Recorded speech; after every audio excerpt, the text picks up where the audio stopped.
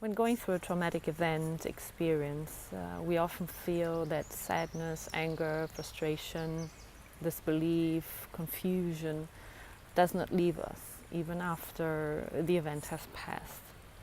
And we also feel that new things, or let's say like triggers, start to be present and bring up the emotions when they actually never bothered us before. So while it's absolutely normal that you grieve and feel pain, it becomes dangerous when you don't get out of that, when you get stuck and you're not able to move on to the next stage of healing and finding happiness in your day or in your life again. So emotions that stay trapped in your body, they do tend to turn into aches and pains. So first it's just a muscle that gets stiff, and after a while, if it goes on for a longer while, it can get chronic, and it even becomes an illness because your emotions actually tell your body something is not right. Your vibration goes down and affects your nervous system, and therefore also affects what kind of hormones your body puts out there, affecting your immune system, becoming ill. And sometimes many of the times, I would say, at least from what I've experienced and what I've learned and what statistics say of people that deal with mental health and emotional healing, 98% of the time an illness or chronic pain started with an emotional event. So the question actually is, why is it so difficult for us to get over emotions, move to the next stage? If it was easy, we wouldn't be suffering or wouldn't have so much suffering in this world. And there are basically, I would say, three big chunks of things that determine if and how well you actually reach your healing. So the first one is, it has to do with your decision making. And there are two things that drive how you decide things. One is, we want to avoid pain at any cost. In other words, we want to feel good. So any decision we take is in order to feel good or avoid pain. And also, we want to have more of what makes us happy. So in the case of a traumatic event, if going someplace brings you back memories, or if you have a trigger, you will avoid that place. If doing something remembers you of a pain that you felt, you will avoid doing that certain thing. Very simple example, let's get exercise. If you believe that exercise is painful and it takes too long and it makes you suffer in the sense, you will find all sorts of excuses not to exercise.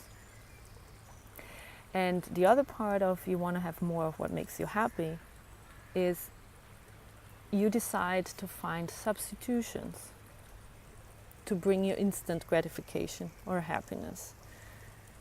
For example, if you feel that drinking alcohol takes away the pain you're feeling in the moment, your brain understands and learns that if you do it more times, you will be able not to feel the pain.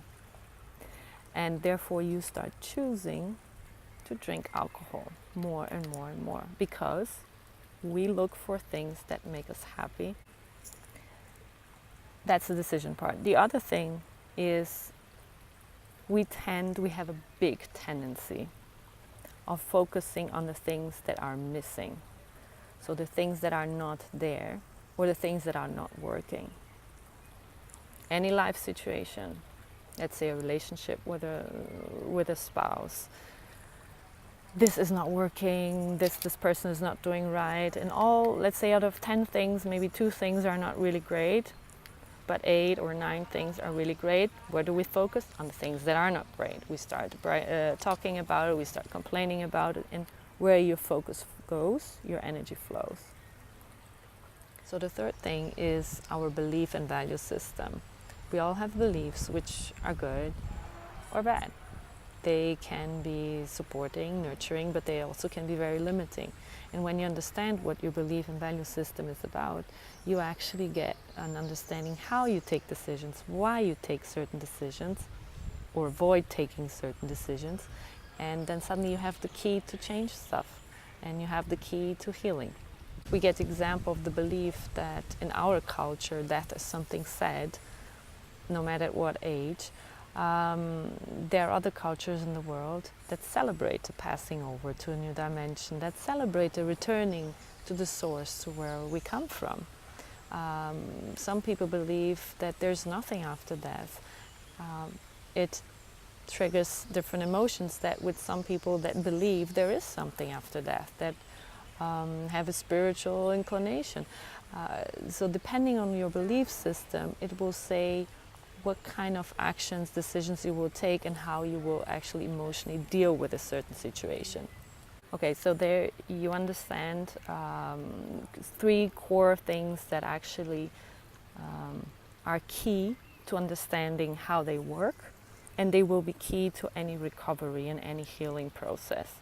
And over the next few days I will do a little short videos again, just like that, just to go into a little bit more detail about each and every one and how you can use them with real practice or real examples to start your healing process.